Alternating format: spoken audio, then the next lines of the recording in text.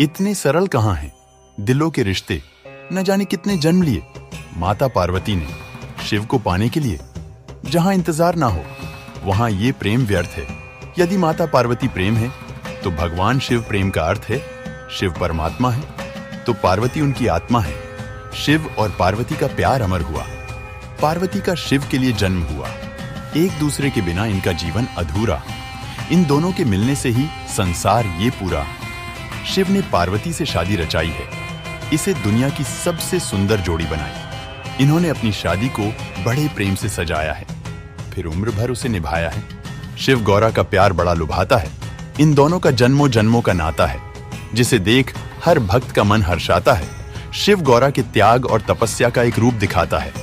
पार्वती शिव का आधा अंग है, इसलिए इन दोनों का प्यारा संग है। इन दोनों की लीला निराली, हर भक्त की करते रखवाली। मैं तुम्हारे लिए अपनी मोहब्बत यूं ही लुटाती रहूंगी। तुम मेरे महादेव बन जाना, मैं तुम्हारी पार्वती बन जाऊंगी। मोहब्बत तो मेरे भोले ने निभाई थी, दुश्मनी करके भी मोहब्बत ही जताई थी।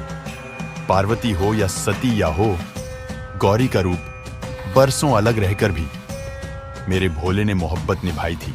भगवान शिव को एक शक्तिशाली और रहस्यमय देवता के रूप में जाना जाता है।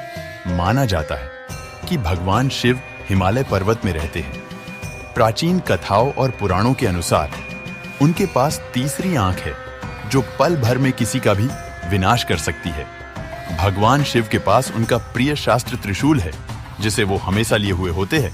वो खोपड़ियों का हार भी पहनता है और डमरू धारण करता है। भगवान शिव को आमतौर पर बहुत शांत और शांतिपूर्ण के रूप में चित्रित किया जाता है, लेकिन यह भी कहा जाता है कि उनके पास असीम शक्ति है। उसके बारे में कहा जाता है कि वो मात्र विचार से कुछ भी बनाने या नष्ट करने में सक्षम है। उन्हें सभी ऊर्जा का स्रोत और सभी ज्ञान समाहित करने वाला भी कहा जाता है। भगवान शिव को अक्सर गंगा नदी से जोड़ा जाता है, जिसके बारे में कहा जाता है कि ये उनके सिर से निकली थी। ऐसा भी कहा जाता है कि उन्होंने अपने आंसुओं से दुनिया की रचना की थी। कहा जाता है कि भगवान शिव ने दुनिया को 3 बार नष्ट किया है, और कहा जाता है कि उनमें सृजन और विनाश दोनों की शक्ति है। उन्हें बुराई का नाश करने वाला और अच्छाई का रक्षक भी कहा जाता है। उसे परिवर्तन के प्रतीक के रूप में भी देखा जाता है, क्योंकि वो किसी भी चीज को किसी और चीज में बदलने में सक्षम है।